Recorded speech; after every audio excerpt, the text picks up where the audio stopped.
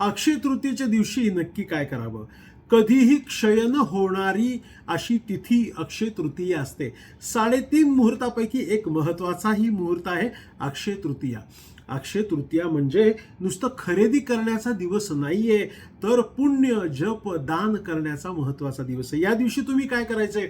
विष्णू आणि महालक्ष्मी जप करा. विष्णू महालक्ष्मी पूजन करू शकता.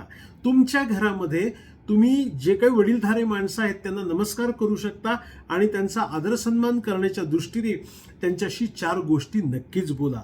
आता लक्षात घ्या की तुम्ही पाण्याचं दान करू शकता, अन्नाचं दान करू शकता, तुम्हाला गरजू लोकांना तुम्ही मदत सुद्धा करू शकता.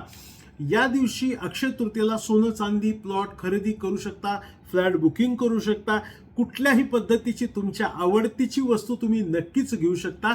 पण विष्णूचा जप, दान धर्म आणि पुण्यकर्म चुकू नका.